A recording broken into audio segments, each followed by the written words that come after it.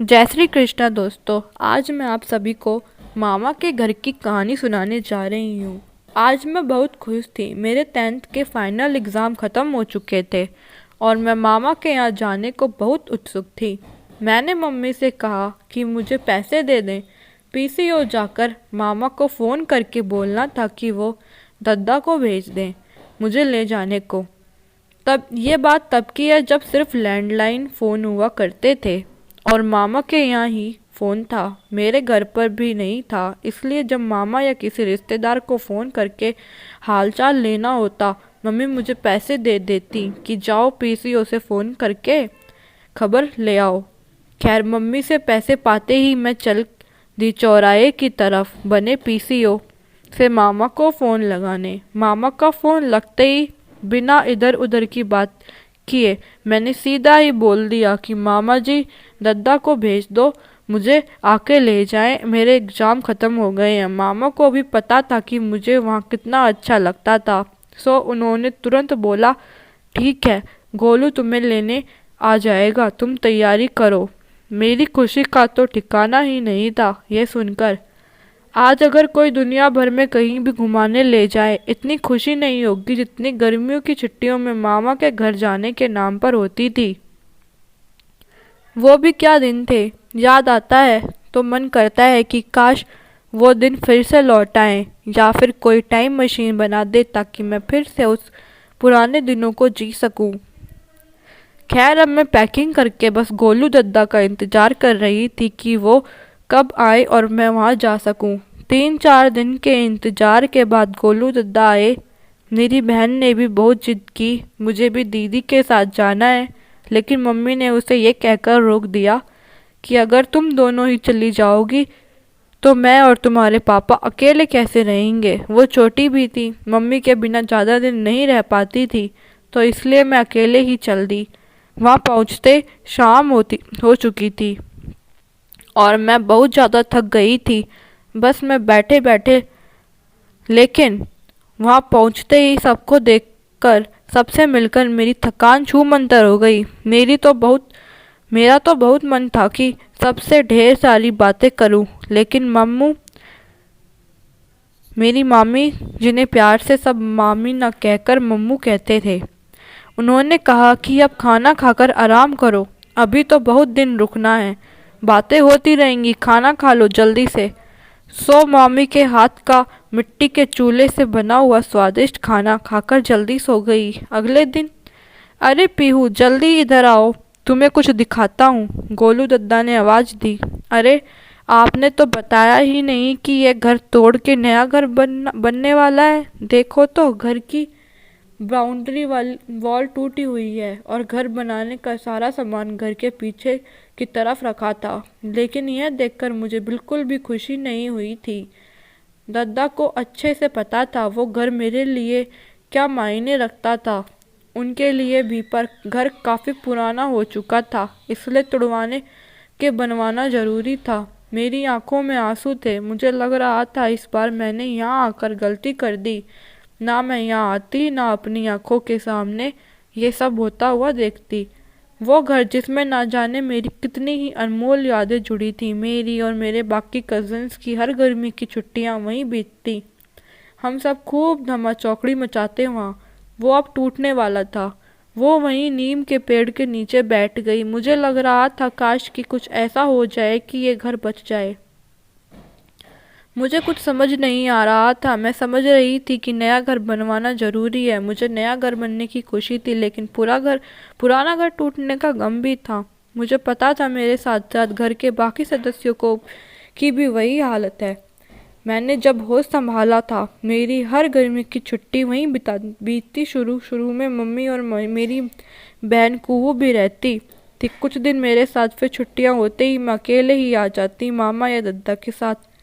मेरी मुझसे 2 साल बड़े दद्दा भी खूब पटती थी। कभी कभी किसी साल बाकी मौसी के बच्चे भी आ जाते। फिर तो हम दिखते सारे गांव में हमारी शिकायतें आती। घर की छत पर बना घास का तिकोना छप्पर, जिसके नीचे बैठकर हम गर्मी की दोपहरों में गुड्डे गुड्डियों का अभ्यास रचाते, वो अब टूटने वाला था। घर में घर के एक कोने में अलग से बनवाया गया रसोई घर जिसमें हम सब खेल खेल में खाना बनाते थे वो भी टूट जाएगा। अब और भी अब और फिर बालू सीमेंट से बने नए घर में वो बात कहाँ। सबसे ज़्यादा मुझे नानी के बारे में सोचकर दुख हो रहा था। जिस घर में वो शादी करके आई, जहाँ उनके बच्चों का जन्म हुआ और जिस घर में को नाना जी के साथ मिलकर उन्होंने इतने प्यार से सहेजा, और कुछ साल पहले नाना जी की डेथ के बाद उस घर में बसी उनकी यादें ही उनकी सबसे बड़ी अमानत थी, जो उस घर के हर हिस्से में समाई थी। क्या नानी उस घर से खुद को पहले की तरह जोड़ पाएंगी? घर के आंगन में लगा नीम, अमरूद और नींबू का पेड़, वहाँ खाद डालकर वो धूप सेकती थी, क्या वो रह पाएगा? वो क्यारियाँ जिन्हें नानी कितनी मेहनत से बनवाया करती थी, जिनमें लगे फूल, छोटे छोटे पौधों को वो बच्चों की तरह संभालती, सब बेकार हो जाएंगे, सब हटा दिया जाएगा। यह सब सोचते सोचते कम समय कितना बीत गया मुझे पता ही नहीं चला। अरे ये क्या, ये बात पहले कभी मेरे दिमाग में क्यों नहीं आई? मुझे अचानक कुछ याद आया। पीहू बेटा खाना खा लो, आकर तब कब तक धूप में ऐसे बैठी रहोगी? देखो कितना समय हो गया है। तभी नानी की कांपती आवाज़ मुझे सुनाई दी। मैं भागकर आंचल में छुप गई।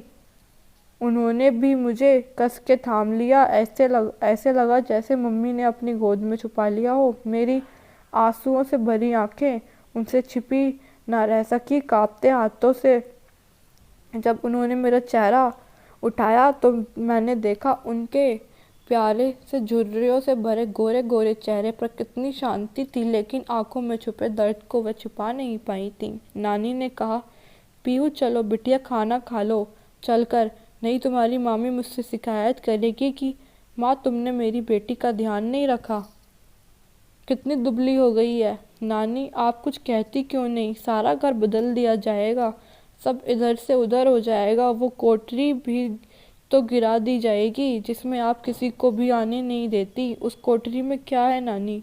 मुझे नहीं पता है कि आपको कोई भी ज़्यादा खुशी है या नहीं। मैंने देखा था कल आप रो रही थी।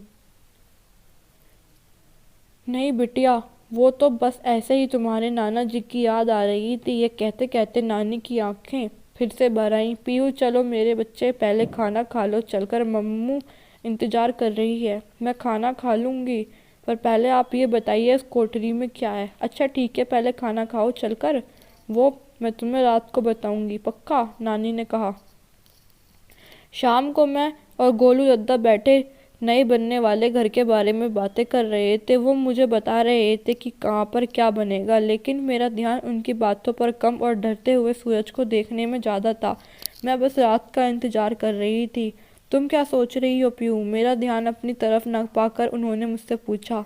कुछ नहीं, बस ये सोच रही थी कि मेरे घर और मेरे घर में क्या फ़र्क है, मतलब मेरे घर में और इस घर में क्या फ़र्क है। मुझे इस कच्चे घर में बहुत अच्छा लगता था, लेकिन अभी यह पक्का हो जाएगा। अब गांव भी कितनी तेज़ी से बदल रहा है, गांवों में भी शहरों की तरह सभी सुख सुविधाएं हो गई हैं, उन्होंने कहा। लेकिन पीहू तुम्हें नहीं लगता हम गांव वालों को भी सब सुख सुविधाओं का हक होना चाहिए, शहर के लोगों की तरह? उन्होंने कहा। हाँ बिल्कुल होना चाहिए, लेकिन अब गाँव और शहरों में फ़र्क करना मुश्किल होता जा रहा है। खैर मुझे इस विषय पर बहस नहीं करनी, इसलिए ये सब छोड़ो। आप ये बताओ उस कोठरी और रसोई घर का क्या चक्कर है, क्यों बनवाया गया है? मैंने पूछा। ये तो मुझे भी नहीं पता, मैंने कभी जानने की कोशिश की। हो सकता है तुम्हारे खेलने के लिए बनवा दिया गया हो, उन्होंने हंसते हुए कहा। दादा आप मेरी हर बात मजाक में क्यों उड़ा देते हो? अभी मैं मजाक के मूड में बिल्कुल नहीं हूँ, मैंने गुस्से में भरकर कहा। क्या आपने कभी भी किसी और के यहाँ ऐसा देखा है कि खाना कहीं और बनता हो, चूल्हा अलग से सिर्फ किस इसलिए बनवाया जाए ताकि बच्चे खेल सकें? मेरी मेरी इरिटेशन बढ़ती जा रही थी। अब वो भी सीरियस हो गए थे। हाँ यार, ये तो मैंने सोचा ही नहीं। हाँ पीहू तुम सही कह रही हो, उन्होंने भी कुछ सोचते हुए कहा। क्यों ना हम दादी से ये बातें पूछें, इसके पहले कि मैं उन्हें बता पाती कि दादी से मैंने ये सवाल पहले ही कर चुकी हूँ। वो आज रात बताने वाली हैं और मैंने उनसे इसलिए पूछा क्योंकि मुझे शक था कि दादी शायद ही कुछ बताएं। मुझे लगा था कि उन्होंने उस वक्त सिर्फ मुझे बहलाने के लिए कह दिया था बस। तब तक राजकुमारी जो दादी की देखभाल करती है भागती हुई हमारे पास आई। भैया जल्दी चलो, अम्मा को पता नहीं क्या हो गया, अचानक बेहोश हो गई हैं। काका भी घर पर नहीं है, कहीं बाहर गए हैं। मेरी तो कुछ समझ नहीं आ रहा, वो हाँफते हाँफते बोली। ये सुनते ही हम बेतहाशा घर के अंदर भागे। देखा तो मामू रोए जा रही थी और तेजी से उनके कभी हाथ पैरों पर तलवे सहला रही थी। गोलू जा जल्दी डॉक्टर को बुला कर ला, किसी की तरह पापा को भी खबर कर दे, वो संजीवन चाचा के यहाँ गए हैं। मम्मू रोते रोते बोली। डॉक्टर चाचा ने मुआयना करने के बाद बताया कि नानी को दिल का दौरा पड़ा है और शहर के अस्पताल ले जाना पड़ेगा। ये सुनकर हम सब तो घबरा गए। मामा और मम्मू उन्हें लेकर घर से चले गए। मैं राजकुमारी और दर्दा बचे थे। हम तीनों ही रो रहे थे, मन ही मन भगवान से प्रार्थना कर रहे थे कि वो जल्दी से ठीक होकर घर वापस आ जाए। मैं खुद को कोस रही थी, मैंने नानी से कुछ पूछा ही क्यों, वो वैसे ही दुखी थी और मुझे उनसे नहीं पूछना चाहिए था। मुझे लग रहा था कहीं ऐसा मेरी वजह से तो नहीं हुआ। आज रात नींद हमारी आंखों से कोसों दूर थी। हम दोनों वहीं आंगन में अपनी अपनी चारपाई पर बैठे कर बातें कर रहे थे।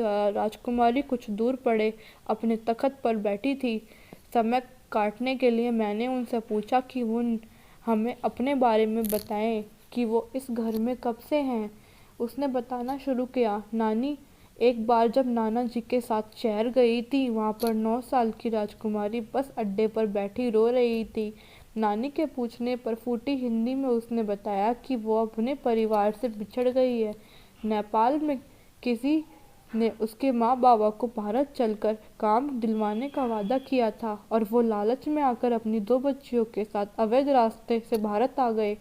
यहाँ आने के बाद कुछ दिन तो इधर उधर भटक के फिर एक दिन राजकुमारी सो रही थी, तब पता नहीं कैसे कोई उसे उठाकर रायबरेली ले आया। वहाँ से मौका पाकर वो भाग तो आई, लेकिन अनजान देश में वो क्या करे, कहाँ जाए, उसे कुछ समझ नहीं आ रहा। तब नानी उसे अपने साथ घर ले आई। नाना जी बहुत कोशिश भी की उसके परिवार को ढूंढने की, पर कभी कुछ पता नहीं चला।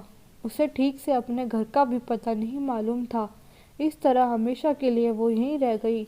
नानी ने उसका घर बसाने की भी कोशिश की, लेकिन छोटे कद की दुबली पतली काया और अजीब सी आंखों वाली लड़की किसी को पसंद नहीं आई।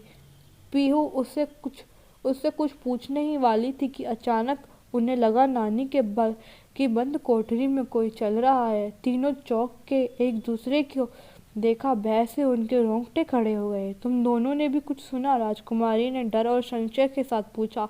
हाँ दीदी, वहाँ कोठरी में शायद कुछ है, हम दोनों ही मरी सी आवाज में एक साथ बोले। आज हमें समझ आ चुका था कि मौका पड़ने पर हम कितनी बहादुरी दिखा सकते थे, क्योंकि इतने में हमारी सिट्टी पिट्टी गुम हो चुकी थी। अब इस बात की पुष्टि हो चुकी थी, वो आवाज़ हम सब ने सुनी थी, किसी का भ्रम नहीं था। खैर, अब सवाल ये था, बंद पड़ी कोठरी में कौन हो सकता है? हम तीनों के ही दिमाग में एक साथ एक ही सवाल आया, भूत। ये सोचते ही हम अपने अपने बिस्तर में भागकर सीधा घर के बाहर की तरफ बने मेहमानों के कमरे में आ खड़े हुए। अब हम में से किसी की भी हिम्मत नहीं पड़ रही थी कि कोई वहाँ रुककर इस बात को कंफर्म करे कि वो आवाज़ थी क्या। क्या आप दोनों ने भी ये आवाज़ सुनी कभी इससे पहले? मैंने डरते हुए धीरे से पूछा। नहीं, कभी नहीं पीहू, आज से पहले शायद ही कभी ऐसा हुआ हो, दादा बोले। हाँ, हम इससे पहले कभी घर पर अकेले रहे भी तो नहीं, ना ही कभी ऐसा हुआ कि रात को अम्मा घर में ना रुकी हो, चाहे कहीं भी जाएं पर रात तक जरूर आ जाती थी, राजकुमारी ने फुसफुसाते हुए कहा, जैसे वो जो कोई भी है उसकी आवाज़ सुनते ही बाहर आ जाएगा। खैर, अब हम में से किसी में भी इतनी हिम्मत नहीं थी कि भूतिया फिल्मों या सीरियल्स की तरह उस हालात में भी आवाज़ देके पूछें, कौन है वहाँ? इसलिए कुछ देर तक तो हमने इंतज़ार किया कि शायद फिर कोई आवाज़ आए, लेकिन ऐसा हुआ नहीं। फिर भी हम में से कोई भी वहाँ नहीं गया और ऐसे बैठे बैठे कब आंख लग गई पता नहीं चला। सुबह नींद खुलते ही रात वाली घटना फिर याद आते ही किसी की हिम्मत नहीं हुई उस कोठरी की तरफ जाने की। कुछ देर बाद अस्पताल से थकी हारी परेशान मम्मू घर लौटी। हमने उनसे नानी की तबीयत के बारे में पूछा तो पता चला वो ठीक है, बस उन्हें किसी तरह का कोई सदमा लगा था जिस वजह से उन्हें अटैक आ गया था। हमें पता ही था कि आजकल वो किसी परेशानी से गुजर रही थी। रात वाली घटना हमने मम्मू को नहीं बताई कि उन्हें और टेंशन होगी बेकार में। 2 हफ्ते से ज़्यादा का समय लग गया नानी को ठीक होकर घर आने में। मम्मी और मौसी भी आ चुकी थी नानी को देखने। कुछ दिनों के बाद हम सब ने वो आवाज़ फिर सुनी और बाकी सबको भी सुनाया। अब हम श्योर हो गए थे कि कुछ तो ऐसा राज है जो घर में नानी के अलावा किसी और को नहीं पता। जब तक नानी नहीं आ गई शाम होते ही उस कोठरी की तरफ कोई नहीं जाता। सच कहूँ तो जाने की हिम्मत ही नहीं थी किसी की। नानी के घर आने के बाद एक चीज़ हमने नोटिस की कि पहले की तरह अब कोई आवाज़ नहीं आती और ना ही इससे पहले कभी मैंने या किसी और ने शायद ही कोई आवाज़ सुनी हो। खैर धीरे धीरे उनकी तबीयत में सुधार हो रहा था और हम सब इस बात से बहुत खुश थे। मामा को हमने कुछ नहीं बताया। अम्मा के अचानक ऐसे बीमार पड़ जाने के कारण वो बहुत ज़्यादा परेशान थे। नाना को भी उन्होंने ऐसे ही एक दिन अचानक खो दिया और अब वो इस बार बहुत ज़्यादा डर रहे थे कि कहीं नानी भी हम सबको यूं अकेला छोड़कर न चली जाएं। लेकिन हम सब गलत साबित हुए जब एक दिन मामा ने हम सबको बुलाकर खुद ही पूछ लिया कि हम लोगों ने कोई आवाज़ तो नहीं सुनी। हम सब ने एक दूसरे की तरफ देखा लेकिन समझ नहीं पा रहे थे कि सच बताएं या झूठ बोल दें। उनके दोबारा पूछने पर मम्मू ने डरते डरते बताया कि सबने वो आवाज़ सुनी है। ठीक है, आज आओ मेरे साथ। ये सुनने के बाद इतना बोलकर वो सीधे नानी के कमरे की तरफ बढ़ गए। वहाँ जाकर देखा तो नानी अपने बिस्तर से उठने की कोशिश कर रही थी। ये देखते ही मम्मू और राजकुमारी ने लपककर उन्हें उठने में मदद की। नानी की हालत में पहले से बहुत काफ़ी सुधार हो चुका था। अब अम्मा, हम आपसे जानने आए हैं, अब तो बता दीजिए कि आखिर उस कोठरी में ऐसा क्या है? मामा ने पूछा। हाँ लाला, बताती हूँ। पीहू, तुम्हें भी तो जानना था ना। लाओ थोड़ा पानी पिला दो पहले, बहुत प्यास लगी है। जी अम्मा। पानी पीने के बाद नानी ने बताना शुरू किया। सुनकर लगा कि हम तो कुछ भी नहीं जानते इस घर के बारे में। मेरी शादी के बाद रात में अक्सर ऐसा होता था कि अचानक नींद खुलने पर मैं देखती कि नाना अपनी जगह पर नहीं है और ऐसा होने का समय हमेशा एक जैसा रहता, कभी नहीं बदलता। मैंने इस बारे में जब उनसे पूछा तो वो बात को टाल गए और मुझे चेतावनी दी कि मैं रात को उधर न जाऊं। पर पीहू, मैं भी तुम्हारी तरह बहुत चंचल थी। मैंने सोचा कि मैं जानकर रहूंगी कि आखिर बात क्या है। फिर उनके अगले दिन मैं सोने का नाटक कर रही थी। जब नाना रात को उठे तो मैं उनके पीछे पीछे गई। मैंने देखा कि नाना उस कोठरी के अंदर जाके थोड़ी देर में ही बाहर आ गए और चाबी उन्होंने अपने जनेऊ में बांध रखी थी। ऐसा नहीं कि मैंने उस चाबी के बारे में कभी उनसे पूछा नहीं था, लेकिन जाहिर है वो मुझे ये राज इतनी आसानी से क्यों बताते। और नाना के अलावा घर में और कोई नहीं था जिससे मैं कुछ पूछ पाती। तुम सबकी तरह मैं भी सोचती रहती कि आखिर वहाँ क्या है। जल्दी ही मुझे ये जानने का मौका भी मिल गया। एक दिन रात को जब मैं लघुशंका के लिए उसी समय से थोड़ा पहले उठी तो लगा कि उस वाले रसोई घर में कोई है। किसी के गहनों और चूड़ियों की आवाज़ सुनाई दे रही थी। मैंने सोचा कि इतनी रात में कौन हो सकता है। मुझे थोड़ा डर तो लगा पर मैं तुम लोगों से कहीं ज़्यादा हिम्मती थी। जब वहाँ गई तो देखा औरत रसोई में खीर पूरी बना रही थी। पास में ही एक दिया जल रहा था जिसकी लौ घर में जलने वाले दियों से काफ़ी तेज थी। उस पूरी जगह में बहुत अच्छी सुगंध फैली हुई थी। वैसी सुगंध मैंने अपने पूरे जीवन में ना उसके पहले और ना उसके बाद फिर कभी महसूस की। उसने अंगिया और खूब सारी कलियों वाला घाघरा पहन रखा था। उसके गहने बंजारों के गहने जैसे थे। उस पूरे माहौल को देखकर लग रहा था जैसे मैं पूरे पुराने समय में चली गई हूँ। यह वो जगह ही नहीं थी जिसे मैं रोज़ दिन में देखती हूँ। ये बताते हुए नानी को देखकर ऐसा लग रहा था जैसे वो उस समय को फिर से जी रही हो। कुछ देर के लिए वो चुप हो गई। फिर क्या हुआ नानी? मेरे दोबारा पूछने से वो वापस वर्तमान में लौटी और फिर बताना शुरू किया। ऐसा कुछ भी देखने को मिलेगा, इन सब की तो मैंने कभी कल्पना ही नहीं की थी। उसके बाद मेरे मुंह से आवाज़ ही नहीं निकली। मैंने देखा कि खाना बनाने के बाद उसने अपने हाथ को हवा में लहराया और चूल्हे की पूरी आग बुझ गई और साथ ही साथ वहाँ जल रहा दिया और बिजली की सी तेजी से उठकर उस कोठरी में चली गई और वहाँ पहले जैसा सन्नाटा फिर से छा गया। सब फिर पहले जैसा हो गया, वीरान और डरावना। यह सब सुनकर मैंने सोचा, अच्छा हुआ ये मैंने कभी अनुभव नहीं किया, नहीं तो मैं बेहोश ही हो जाती और फिर कभी मामा के यहाँ आने का नाम ना लेती। फिर क्या हुआ अम्मा? मामा ने पूछा। अगले दिन जब तुम्हारे पिता से मैंने ये सब बताया तो वो मुझसे बहुत नाराज़ हुए। मुझे बहुत डांटा, कसम ली कि मैं फिर कभी दोबारा ऐसा नहीं करूँगी। मैंने भी फिर कभी कुछ जानने की कोशिश नहीं की। अपने अंतिम दिनों में उन्होंने मुझे मुझे ले जाकर उस कोठरी को दिखाया और बोला कि इसे हमेशा साफ सुथरा रखना, और वो चाबी मुझे दे दी। तब से मैं हमेशा ऐसा ही करती चली आ रही हूँ। दिन में चाहे कहीं भी रहूँ, रात को हमेशा घर में होती हूँ। इसलिए मैंने तुम में से कभी किसी को भी उधर नहीं जाने दिया, खासकर रात को। यह सब सुनकर सभी डर गए पर खुश थे कि चलो कम से कम इस रहस्य से पर्दा तो उठा। नानी ने बताया उस कोठरी में रखे घड़ों में सोने चांदी की अशरफियाँ रखी हैं और इसके अलावा कुछ बचे हुए खानदानी गहने, और वो औरत हर पूर्णमासी एक सोने की अशरफी रख जाती है। नानी ने आगे बताया कि पीढ़ियों से ऐसा होता चला आ रहा है, लेकिन किसी ने भी कभी ये नहीं बताया कि वो औरत थी कौन, ऐसा क्यों करती थी। हमेशा एक राज ही रहा। ये सब सुनने के बाद मुझ में न जाने कहाँ की हिम्मत आ गई थी। मैंने ठान लिया था कि इस पूर्णमासी मैं उसे देखकर रहूंगी। पूर्णमासी वाली रात को सबके सोने के बाद चुपके से उठकर उधर गई। थोड़ी देर के इंतजार के बाद मैंने वही सब देखा जो नानी ने मुझे बताया, लेकिन मेरी खराब किस्मत ना जाने कहाँ से उस दिन वहाँ एक बाल्टी रखी थी जिससे मेरा पैर टकराते ही उसने पलटकर गुस्से में मेरी तरफ देखा। उस जैसी सुंदर औरत मैंने अपनी पूरी ज़िंदगी में कहीं नहीं देखी। उसके आगे आज की सारी हीरोइन भी फेल थीं।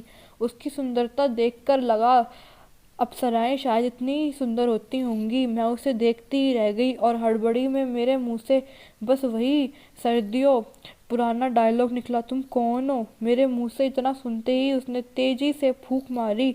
उसके फूंक मारते ही पूरा चूल्हा एक बार फिर बुझ गया, साथ साथ दिया भी। पलके झपकते ही वो उस कोठरी में समा गई।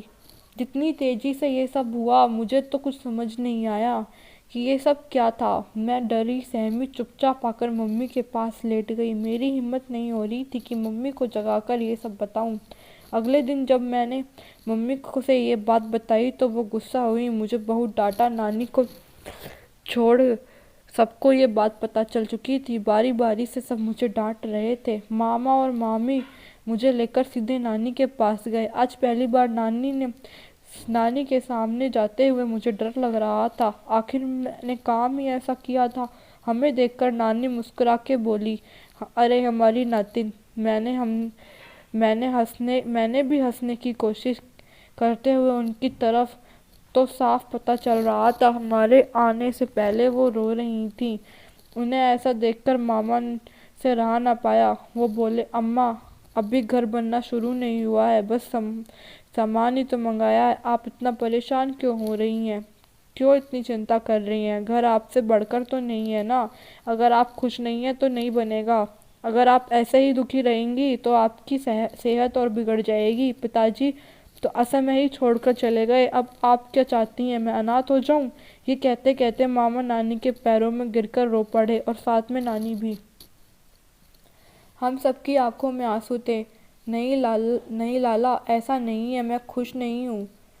मैं तुम्हारी खुशी में खुश हूँ। मुझे पता है कि घर बहुत पुराना हो चुका है, कुछ कोठरियाँ तो कभी भी गिर सकती हैं। कल को बच्चों की शादी क्या इस जर्जर घर में होगी? अब इस लायक भी नहीं अब ये घर इस लायक भी नहीं बचा इसकी मरम्मत हो सके। तुम कब से इसे बनवाने को कह रहे थे? बस वो पीछे वाली कोठरी और उससे लगा हुआ चूल्हा ऐसे ही अलग छोड़ देना, और उसके चारों तरफ बाउंड्री वॉल बनाकर एक दरवाज़ा लगा देना, ताकि उस हिस्से में नए बने घर का कोई सीधा कनेक्शन ना रह जाए। मैं चाहती थी कि अब उसकी वजह से कोई मैं नहीं चाहती ना कि अब उसकी वजह से कोई डरे परेशान हो। उसे भी एकांत ही पसंद है। इतना सुनते ही मैं रोने लगी। मुझे अचानक रोता देख नानी घबरा कर पूछने लगी कि मुझे क्या हुआ है, लेकिन मेरे बोल नहीं फूट रहे थे। तब मम्मी ने उन्हें पूर्णवासी वाली रात की पूरी बात बताई।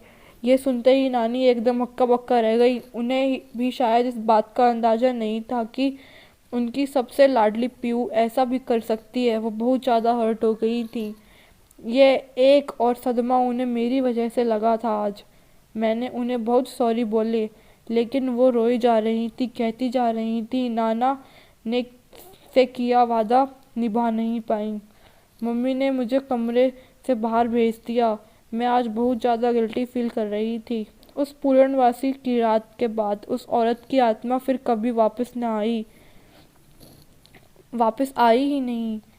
फिर कभी किसी ने कोई आवाज़ नहीं सुनी। नानी को फिर से संभलने में बहुत वक्त लग गया। मेरी गर्मी की छुट्टियां भी ख़त्म होने वाली थी।